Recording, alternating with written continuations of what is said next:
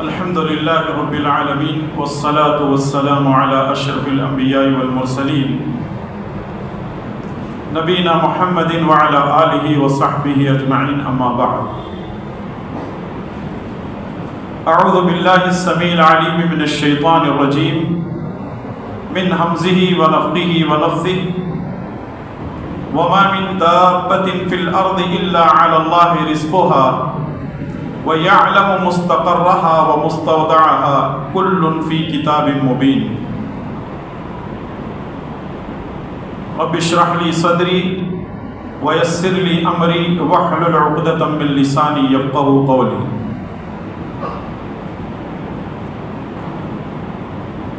حاضرین محترم و معزز خواتین اسلام، مائی اور بہنیں،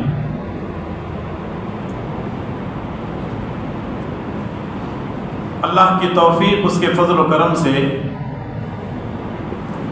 آج ہم نے 12واں پارہ سماعت فرمایا ہے۔ 12ویں پارے میں 2 حصے ہیں، ایک ہے سورہ ہود اور دوسرے ہے سورہ یوسف۔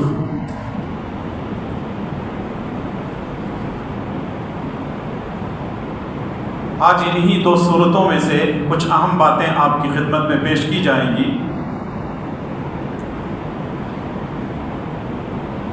سورہ ہود میں اللہ تبارک و تعالی نے 7 نبیوں کی امتوں کی ہلاکتوں کی بات کی ہے، یعنی 7 انبیاء علیہم السلام جن کو اللہ تبارک و تعالیٰ نے اپنی قوموں کی طرف مبعوث کیا، بھیجا۔ جب ان قوموں نے نبیوں کی باتوں کو نہیں مانی تو اللہ تبارک و تعالیٰ نے ان قوموں کو ہلاک و برباد کر دیا۔ اور کیسے ہلاک و برباد کر دیا، اس کی تمام تفصیلات اللہ تبارک و تعالیٰ نے سورہ ہود کے اندر بیان کی ہے۔ وہ 7 انبیاء علیہم السلام اس طرح ہیں۔ نمبر 1 حضرت نوح علیہ السلام، نمبر 2 حضرت ہود علیہ السلام، نمبر 3 حضرت صالح علیہ السلام، نمبر 4 حضرت ابراہیم علیہ السلام، نمبر 5 حضرت لوط علیہ السلام، اور نمبر 6 شعیب علیہ السلام، اور نمبر 7 ہے حضرت موسیٰ علیہ السلام۔ ان 7 نبیوں کا ذکر اللہ تبارک و تعالیٰ نے ان کی قوموں کے ساتھ کیا ہے، اور انہوں نے کہاں کہاں نافرمانیاں کی، کہاں نبیوں کو جھٹلایا، اور اللہ تبارک و تعالیٰ نے ان قوموں کو تباہ و برباد کرنے کے بعد کیسے ہمارے لیے عبرت بنایا، ان تمام تفصیلات کو آپ جا کر تفصیل سے پڑھ سکتے ہیں۔ لیکن 2 نبیوں کی قوموں کا ذکر میں یہاں پر ضرور کروں گا۔ اس سے پہلے سنن ترمذی کی صحیح روایت ہے، رسول اللہ صلی اللہ علیہ وسلم سے پوچھا گیا، اللہ کے نبی صلی اللہ علیہ وسلم آپ بوڑھے کیسے ہو گئے، یعنی آپ کے اوپر بڑھاپا نظر آ رہا ہے؟ تو اللہ کے نبی صلی اللہ علیہ وسلم نے فرمایا، سورہ ہود نے مجھے بوڑھا کر دیا، سورہ واقعہ نے مجھے بوڑھا کر دیا، سورہ مرسلات، سورہ نبا اور سورہ اذا الشمس کوورت نے مجھے بوڑھا کر دیا ہے۔ یعنی ان سورتوں کے اندر اللہ تبارک و تعالیٰ نے پچھلے نبیوں کی قوموں کو جس طریقے سے ہلاک و برباد کر دیا ہے، رسول اللہ صلی اللہ علیہ وسلم اپنی امت کو لے کر فکر مند رہتے تھے، اور اتنے فکر مند رہتے تھے کہ رسول اللہ صلی اللہ علیہ وسلم پر بڑھاپا ظاہر ہونے لگا۔ تو صحابہ کرام نے پوچھا، اللہ کے نبی آپ بوڑھے کیسے ہو گئے؟ تو آپ صلی اللہ علیہ وسلم نے فرمایا کہ سورہ ہود اور فلاں فلاں سورتوں نے مجھے بوڑھا کر دیا۔ ذرا آپ اسی سے اندازہ لگائیں کہ رسول اللہ صلی اللہ علیہ وسلم کو اپنی امت کی کتنی فکر تھی، اور ہمیشہ آپ صلی اللہ علیہ وسلم اپنی امت کی فکر اس طرح کرتے کہ کہیں میری امت پر کوئی عذاب نہ آ جائے، اور کہیں میری امت کو اللہ تبارک و تعالیٰ ہلاک و برباد نہ کرے۔ ان 2 قوموں کا ذکر اسپیشلی میں آپ کے سامنے کرنا چاہ رہا ہوں، حالانکہ سنے ہوئے واقعات ہیں۔ ایک قوم ہے حضرت لوط علیہ السلام کی۔ حضرت لوط علیہ السلام کی قوم، دنیا میں آج تک کسی قوم نے ایسا کام نہیں کیا تھا، اس قوم نے ویسا کام کیا، اور وہ ہے لواطت، مرد کے تعلقات مرد سے۔ یعنی لوط علیہ السلام کی قوم کے مردوں کو عورتوں میں دلچسپی نہیں تھی، بلکہ وہ مردوں سے اپنے تعلقات جوڑ کر کے انہوں نے دنیا میں سب سے پہلے یہ گند مچائی۔ اللہ تبارک و تعالیٰ نے لوط علیہ السلام کو بھیجا، انہوں نے سمجھایا، لیکن وہ قوم نہیں مانی، تو اللہ تبارک و تعالیٰ نے اس قوم پر کیسا عذاب نازل کیا، آپ سوچ کر کے حیران رہ جائیں گے، ہماری عقلیں کام نہیں کرتی ہیں۔ اللہ تعالیٰ سورہ ہود کی آیت نمبر 82 میں فرمایا فَلَمَّا جَاءَ أَمْرُنَا جعلنا عالیہا سافلہا وَأَمْطَرْنَا عَلَيْهِمْ حِجَارَةً مِّن سِجِّیلٍ مَّنضُودٍ۔ جب ہمارا حکم آ گیا، جب اللہ تبارک و تعالی نے عذاب کو بھیجنا چاہا، تو جبرائیل علیہ السلام آئے، اور آنے کے بعد اس بستی کے اندر جتنے لوگ تھے اپنے پر کے اندر پوری کی پوری بستی کو انہوں نے اٹھا لیا۔ اس بستی کو حضرت جبرائیل علیہ السلام نے اپنے پر میں پورا کا پورا اٹھا لیا اور آسمان کی طرف اس کو لے کر چلے گئے۔ امام مجاہد رحمۃ اللہ علیہ فرماتے ہیں کہ اس میں انسان بھی تھے، جانور بھی تھے، پرندے بھی تھے، چرندے بھی تھے، بچے بھی تھے، بوڑھے بھی تھے، پوری کی پوری بستی کو جبرائیل علیہ السلام آسمان کی طرف لے جاتے ہیں، اور بعض فرشتے کتوں کے بھونکنے کی، بچوں کے آواز کرنے کی، رونے کی آوازوں کو سنتے ہیں۔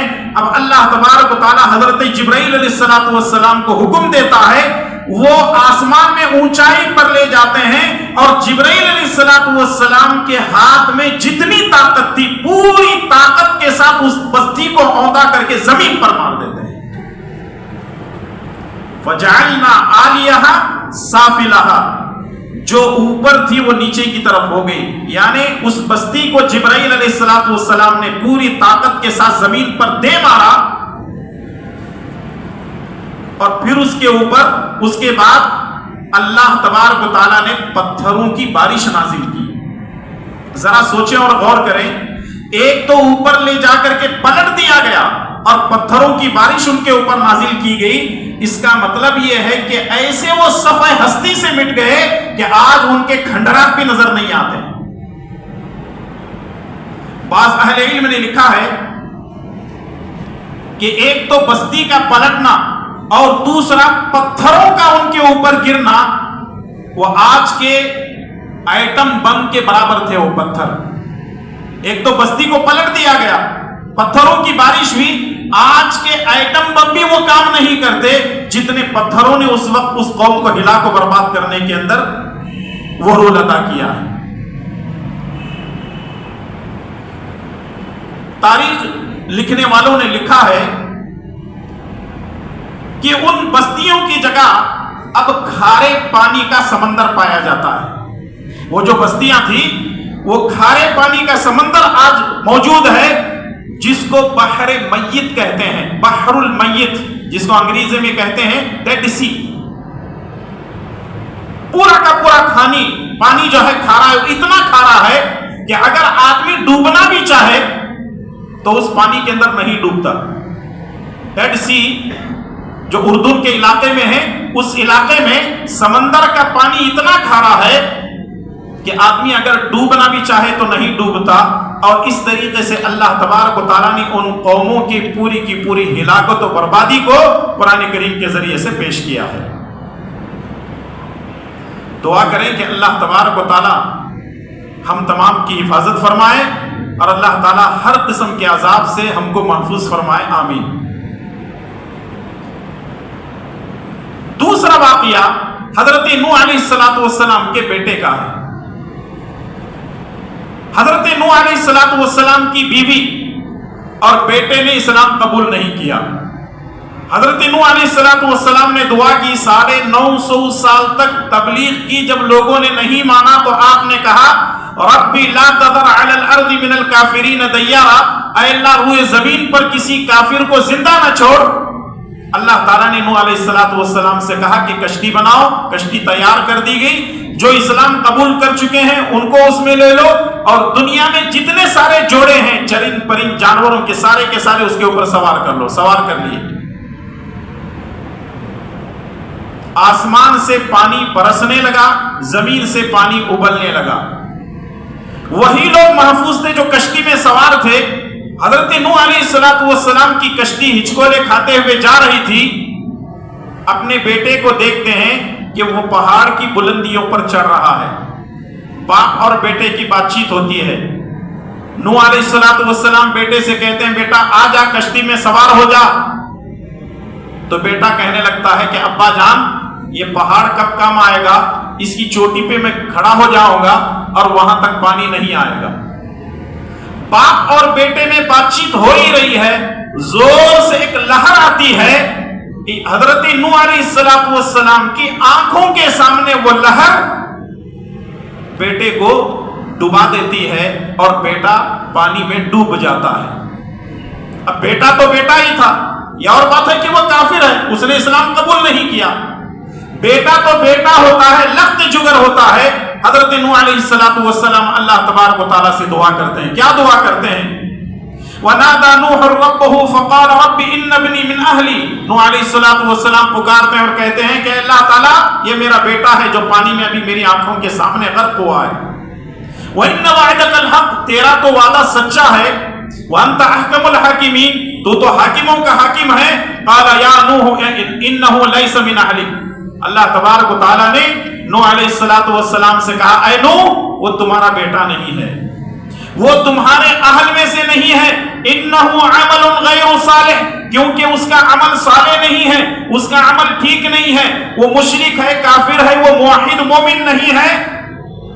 فلا تسألنی ما لیس لک بہ علم، جس چیز کا آپ کو علم نہیں ہے اس کے بارے میں آپ مجھ سے سوال نہ کریں۔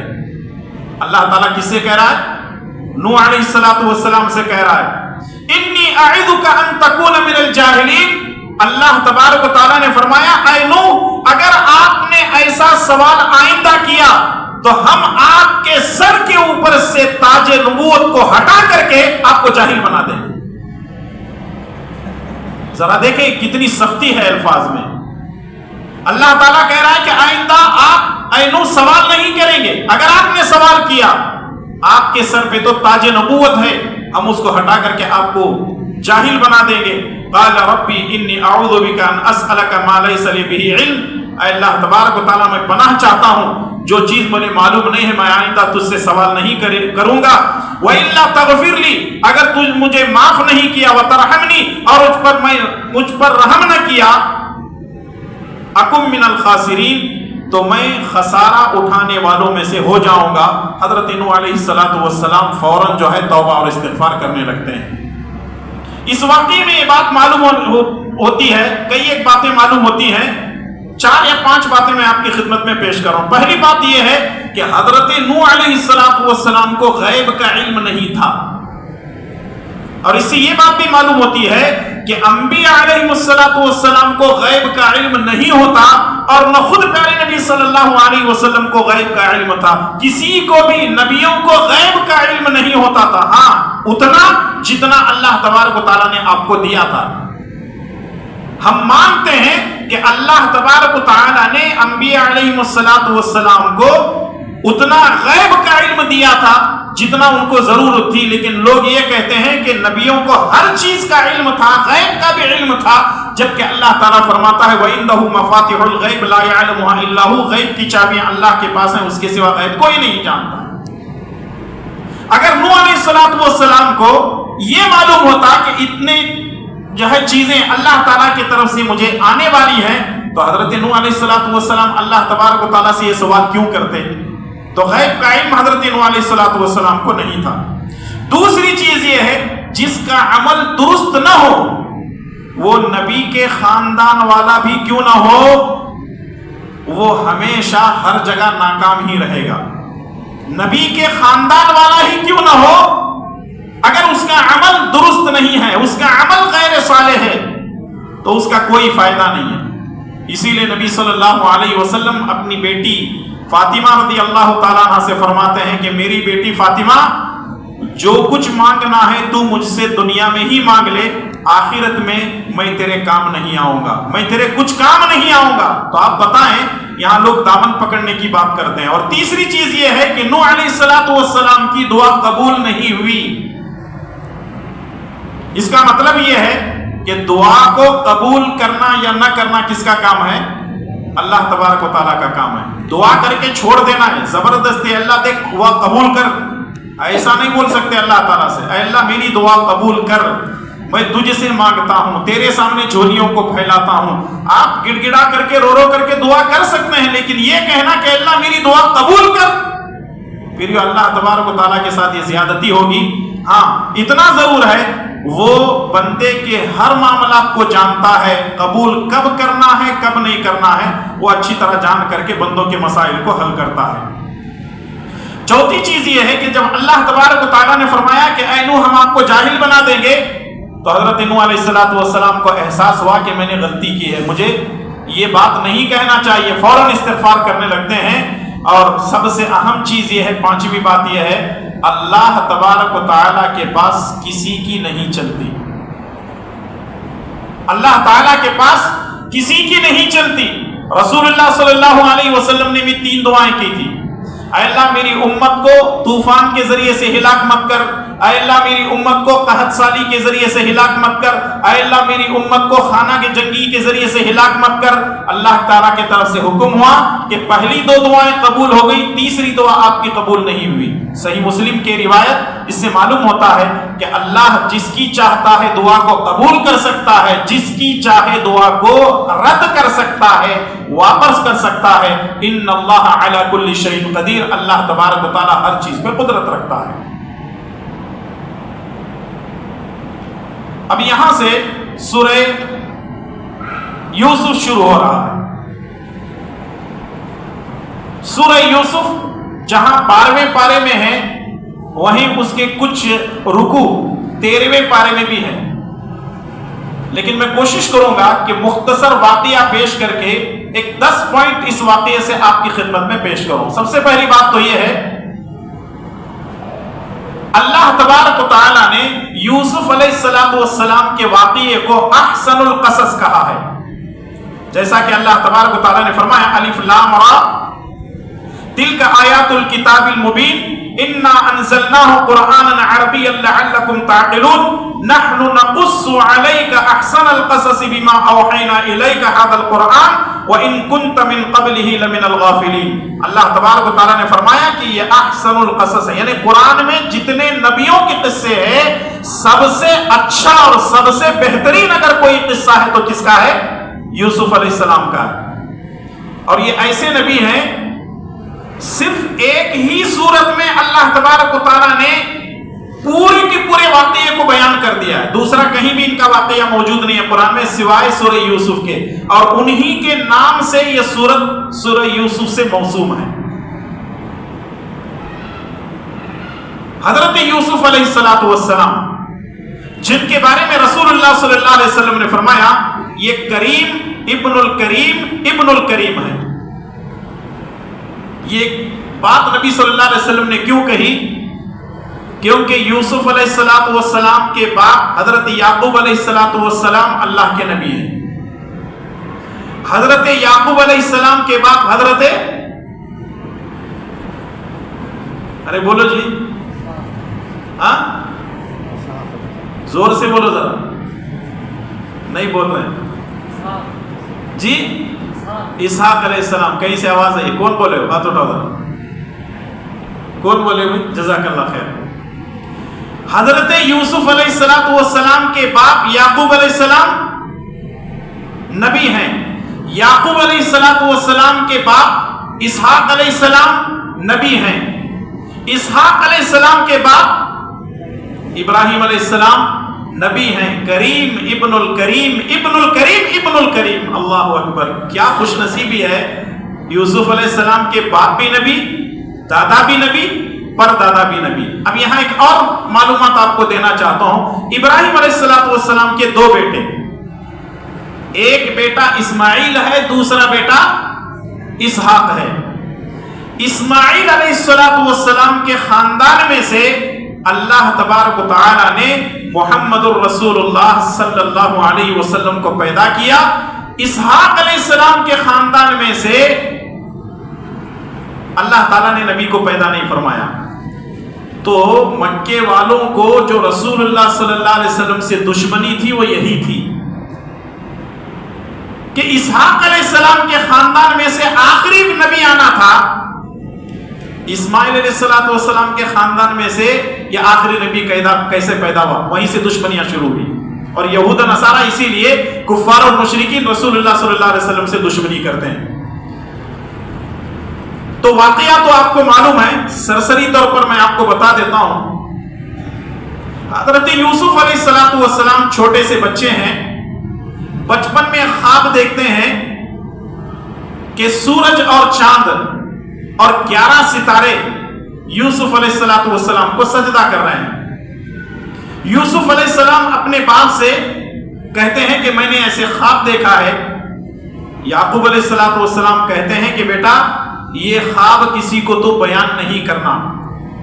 लेकिन यूसुफ अलैहिस्सलाम छोटे से बच्चे थे, अपने भाइयों को जिक्र करते हैं। और वैसे यूसुफ अलैहिस्सलाम खूबसूरत भी थे, खूब सीरत भी थे। अच्छा, यूसुफ अलैहिस्सलाम कितने खूबसूरत थे मालूम है आपको?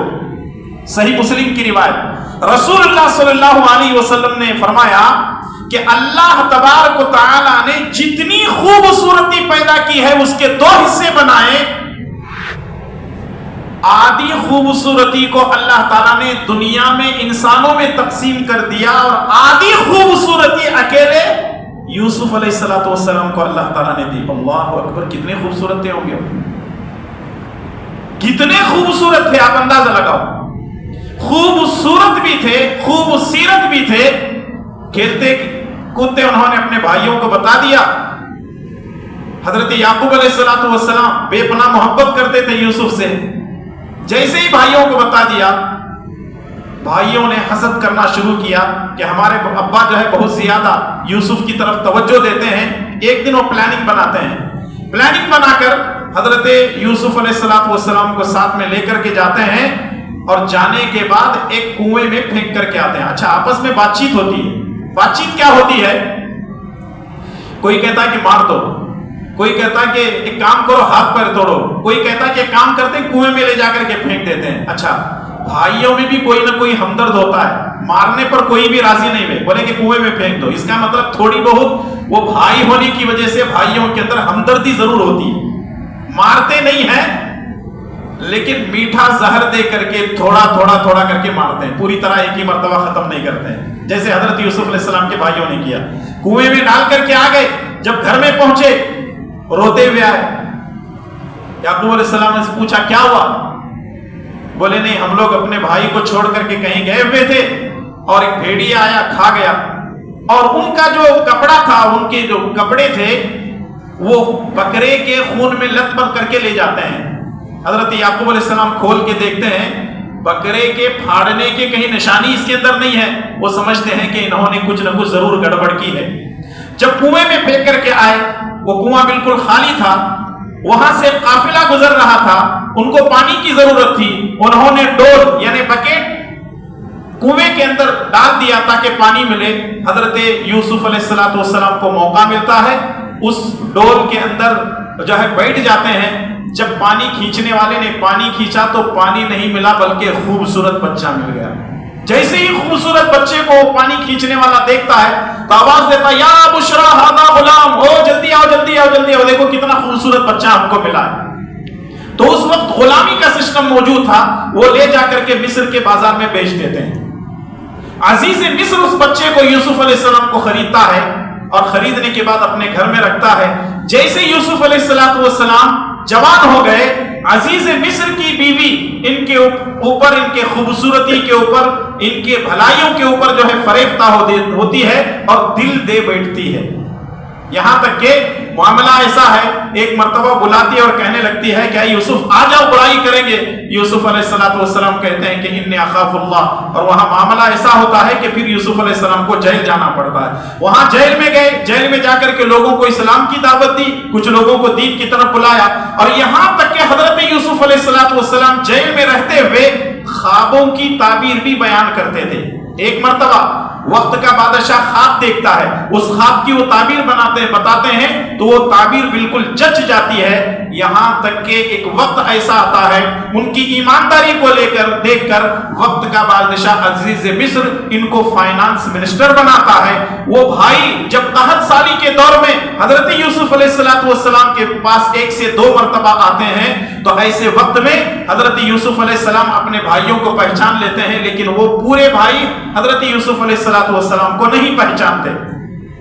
وہ سمجھ رہے تھے کہ شاید وہ کنویں میں پھینک دیے مر گیا ہوگا. اور ایک وقت ایسا آتا ہے کہ وہ پہچان کر اپنے بھائیوں کو بولتے ہیں. ماں باپ آتے ہیں، بھائی اور ماں باپ حضرت یعقوب اور ان کی بیوی، وہ سب مل کر کے وہیں مصر میں رہ کر کے زندگی گزارتے ہیں. یہ بڑے ہی مختصر انداز میں نے اس واقعے کو آپ کے سامنے پیش کیا ہے، لیکن آئیے اس میں بہت ساری چیزیں ہمارے لیے عبرت ہیں، سیکھنے والی چیزیں. پہلی بات تو یہ ہے، ہر مصیبت کے بعد راحت ہے. یوسف علیہ السلام کو کنویں میں ڈالا گیا، مصیبت ہے نا، پریشانی ہے، لیکن بعد میں اللہ تبارک و تعالیٰ نے راحت دی. اور قرآن کریم کی ایک آیت ہے، ان مع العسر یسرا وان مع العسر یسرا، ہر مشکل کے بعد آسانی ہے، ہر مشکل کے بعد آسانی ہے. تو اگر کوئی آدمی تکلیف کو برداشت کر لیتا ہے تو راحت اس کے بعد اس کو خود بخود ملتی ہے. دوسری چیز یہ ہے کہ حسد اتنی خطرناک بیماری ہے کہ بھائی حضرت یوسف علیہ السلام سے حسد اور جلن میں آ کر کے لے جا کر کے کنویں میں پھینکتے ہیں. حسد کرنے والوں کا برا ہوا یا جس سے حسد کیا گیا اس کا برا ہوا؟ برا کس کا ہوا؟ حسد کرنے والوں کا ہوا. یوسف علیہ السلام کو وقتی طور پہ تھوڑی پریشانی آئی، بعد میں وہ کیا بن گئے؟ وقت کے فائنانس منسٹر بن گئے. تیسری چیز یہ ہے کہ اچھے اخلاق انسان کے ہر جگہ کام آتے ہیں. انسان جیسے ڈگریوں سے نہیں پہچانا جاتا، انسان اپنے دولت سے نہیں پہچانا جاتا، انسان اپنے اخلاق سے پہچانا جاتا. اسی لیے کہتے ہیں کہ اگر انسان کے اخلاق اچھے ہوں تو وہ کسی کا بھی دل جیت لیتا ہے. اور چوتھی چیز یہ ہے، پاک دامنی تمام بھلائیوں کا سرچشمہ ہے. پاک دامنی یعنی اپنے دامن کو ہمیشہ پاک و صاف رکھیں. ہم کوئی ایسی حرکت نہ کریں کہ جس کی طرف سے ہماری طرف سے انگلی کوئی اٹھائے کہ اس کے فلاں عورت کے ساتھ کوئی تعلقات ہیں، فلاں یہ آدمی برائی کرتا ہے، اس کے ساتھ کوئی. پاک دامنی بہت بڑی چیز ہوتی ہے اور یہ تمام بھلائیوں کا سرچشمہ ہے. اور پانچویں چیز یہ ہے کہ نامحرم مرد اور عورت کا اختلاط تنہائی میں نہیں ہونا چاہیے. ایک اجنبی مرد اور ایک اجنبی عورت کو کبھی تنہائی میں نہیں ملنا چاہیے. کیوں؟ رسول اللہ صلی اللہ علیہ وسلم فرماتے ہیں ایک اجنبی مرد اور ایک اجنبی عورت اگر آپس میں ملتے ہیں تو وہاں تیسرا کون ہوتا ہے؟ شیطان ہوتا ہے. اور شیطان کیا کیا کام کرتا ہے آپ کو معلوم ہے. یہ آج کل ہمارے نوجوانوں کو لت پڑی ہوئی ہے نا، لڑکے کے بارے میں کہتے ہیں کہ اس کی بوائے فرینڈ، اس کی گرل فرینڈ ہے، اور لڑکی کے بارے میں کہتے ہیں کہ اس کا بوائے فرینڈ ہے. یہ اصل میں بے حیائی کا، فحاشی کا، زناکاری کا اور حرام خوری کا نام رکھا ہوا ہے. لڑکا کہتا ہے کہ فلاں میری گرل فرینڈ ہے اور لڑکی کہتی ہے کہ فلاں میرا بوائے فرینڈ ہے. یہ زناکاری کو چھپانے، بے حیائی فحاشی کو چھپانے کے لیے انگریزوں نے الگ الگ نام دیے ہوئے ہیں. جتنے کالجوں میں، یونیورسٹی میں پڑھتے ہیں، بہت کم لڑکے اور لڑکیاں ایسی ہوں گی جن کا بوائے فرینڈ یا گرل فرینڈ نہیں ہوگی. لیکن اکثر و بیشتر دیکھتے ہیں کہ جتنے کالجوں میں پڑھتے ہیں کوئی نہ کوئی وہ اسٹیپنی ضرور رکھتا ہے، اور جتنی لڑکیاں ہوتی ہیں کوئی نہ کوئی جو ہے اس کا بھی سائیڈ بزنس ضرور ہوتا ہے. اور اس طریقے سے وہ تعلیم حاصل کرتی ہیں. کالجوں میں جتنی تعلیم ہو رہی ہے، تعلیم سے زیادہ عیاشی ہو رہی ہے، تعلیم سے زیادہ عیاشی ہو رہی ہے. حضرت یوسف علیہ السلام پاک دامن تھے، اچھی صورت والے تھے، اچھی سیرت والے تھے، اور یہاں تک کہ اس عورت نے جس کو زلیخا کے نام سے یاد کیا جاتا ہے، حالانکہ عزیز مصر کی بیوی کا نام کسی حدیث کی کتاب میں نہیں ہے، بلکہ اسرائیلی روایات میں اس کا نام کیا ہے؟ زلیخا رکھا ہوا ہے۔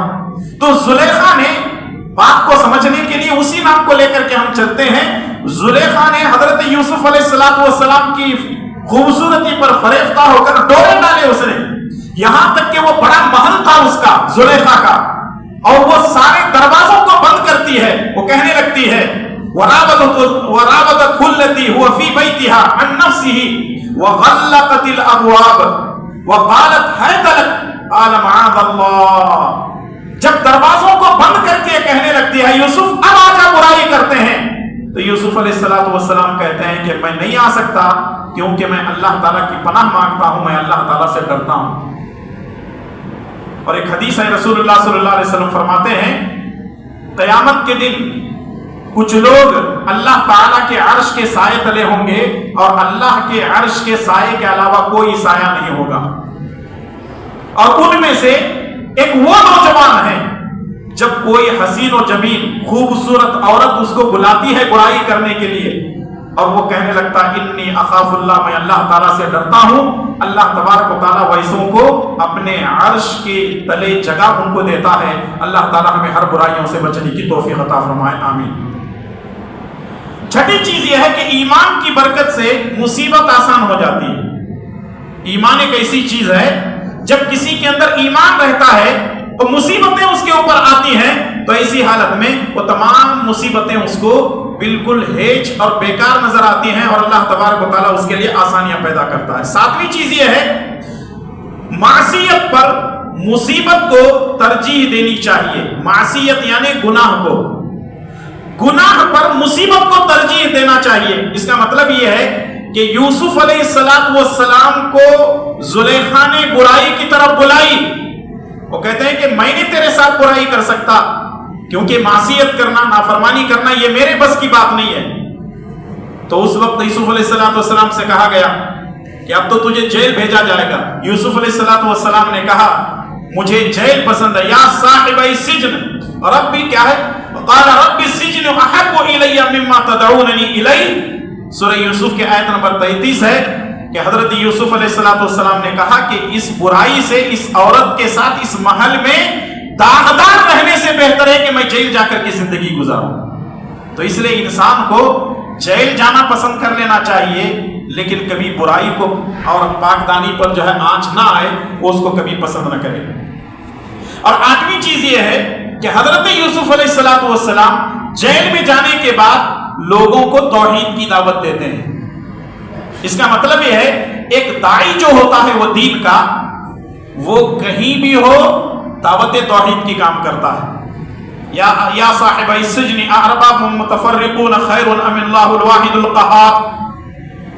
حضرت یوسف علیہ السلام دعوت کا کام توحید سے شروع کرتے ہیں۔ وہاں یہ نہیں پوچھتے کہ سینے پر ہاتھ باندھنا ہے، ناف کے نیچے باندھنا ہے، رفع الیدین کرنا ہے، آمین زور سے پکارنا ہے، وہاں جانا یہاں جانا، نہیں، یہ سارے مسئلے بعد میں آتے ہیں۔ یوسف علیہ السلام توحید کی دعوت سے اپنے کام کا آغاز کرتے ہیں۔ تو ہماری دعوت بھی کہاں سے شروع ہونی چاہیے؟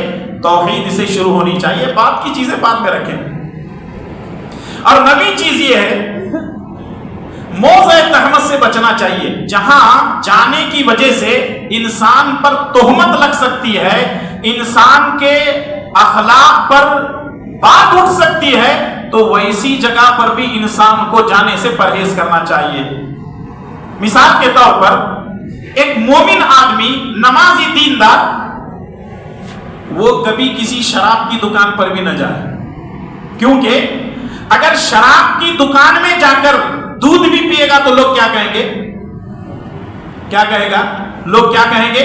شراب پی رہا ہے۔ تو ایسی جگہ جہاں انسان کو تہمت لگ سکتی ہے، الزام آ سکتا ہے، اس کی عزت پہ آنچ آ سکتی ہے، وہاں کبھی نہ جائے۔ جیسے بنگلور کے اندر یا بڑے بڑے شہروں کے اندر ایسے اڈے ہیں جہاں زناکاری چلتی ہے، جہاں جوا چلتا ہے، جہاں بدکاری چلتی ہے، جہاں باقاعدہ اڈے بنے ہوئے ہیں، وہاں ہم ہرگز نہ جائیں۔ کیوں؟ اگر جائیں گے کسی نے دیکھ لیا، بولے گا تو نہیں، لیکن شیطان اس کے دماغ میں ڈالے گا ارے یہاں کیوں گھوم رہا ہے، اس کو یہاں آنے کی کیا ضرورت تھی؟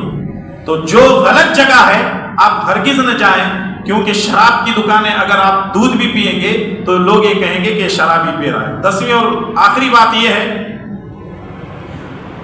جو حق پر ہوتا ہے اس کی شہادت سب سے پہلے اللہ تبارک و تعالیٰ دیتا ہے۔ اگر آپ حق پر ہیں تو ڈٹ جائیے، ڈرنے کی ضرورت نہیں ہے۔ حضرت یوسف علیہ السلام کے بارے میں ان کی سچائی کو اللہ تبارک و تعالیٰ نے بیان کیا۔ دوسری بات یہ ہے، خود یوسف علیہ السلام بیان کرتے ہیں۔ اور تیسری بات یہ ہے کہ عزیز مصر کی بیوی جو ان پر فریفتہ ہو گئی تھی، وہ خود کہنے لگتی ہے کہ واقعی یوسف جو ہے پاک بندہ ہے۔ اور عزیز مصر کے خاندان میں سے ایک آدمی آتا اور آ کر کے کہنے لگتا ہے کہ واقعی جو ہے یوسف بری ہے۔ وہ کیسے؟ جب حضرت یوسف علیہ السلام کے لیے زلیخا نے سارے دروازے بند کیے تھے، تو یوسف علیہ السلام کو جب وہ بلانے لگتی ہے، یوسف علیہ السلام دروازے کھولتے ہوئے بھاگ جاتے ہیں۔ اچانک عزیز مصر کا کوئی خاص آدمی دروازے پہ ملتا ہے۔ جیسے ہی وہ سامنے زلیخا دیکھتی ہے تو کیا کہتی ہے معلوم ہے؟ دیکھو یہ میرے ساتھ برائی کر رہے تھے۔ تو وہ آدمی کہنے لگتا ہے، قرآن کی آیت ہے، میں مفہوم پیش کر رہا ہوں، اگر کرتا آگے سے پھٹا ہوا ہے، اگر کرتا آگے سے پھٹا ہوا ہے تو اس کا مطلب یہ ہے کس کی غلطی ہے؟ پیچھے سے پھٹا ہوا ہے تو یہ کس کی غلطی ہے؟ پیچھے سے پھٹا ہوا تھا، جب بھاگ رہے تھے وہ کھینچ رہی تھی۔ تو عزیز مصر کا وہ خاص آدمی کہنے لگتا ہے، ان کیدکن عظیم، یہ تو تم عورتوں کا شر ہے، یہ تیری وجہ سے یوسف بھاگ رہا ہے، اس میں یوسف کی غلطی نہیں، تیری غلطی ہے۔ اور جب پول کھل گئی تو اٹھا کر کے ان کو جیل میں بھیج دیتی ہے۔ تو بتانے کا مقصد یہ ہے کہ اگر ہم پاک دامن رہیں گے تو اللہ تبارک و تعالیٰ کیسے بھی ہماری حفاظت کرتا ہے۔ آخری بات جو آپ کے سامنے پیش کرنی ہے وہ یہ ہے کہ اگر ہم رسول اللہ صلی اللہ علیہ وسلم کی زندگی کو دیکھتے ہیں تو رسول اللہ صلی اللہ علیہ وسلم کی زندگی اور حضرت یوسف علیہ السلام کی زندگی میں کچھ چیزیں سملر نظر آتی ہیں۔ یعنی یوسف علیہ السلام کی زندگی اور نبی صلی اللہ علیہ وسلم کی زندگی، جیسے کچھ چیزیں میں آپ کو گنوا دیتا ہوں۔ رسول اللہ صلی اللہ علیہ وسلم کو آپ کے قریشی بھائیوں نے آپ سے حسد کیا اور آپ صلی اللہ علیہ وسلم کو مکہ چھوڑنے پر، مدینہ ہجرت کرنے پر مجبور کر دیا۔ دوسری بات یہ ہے، یوسف علیہ السلام کنویں میں رہے اور رسول اللہ صلی اللہ علیہ وسلم غار حرا میں چلے گئے، کس سے بچنے کے لیے؟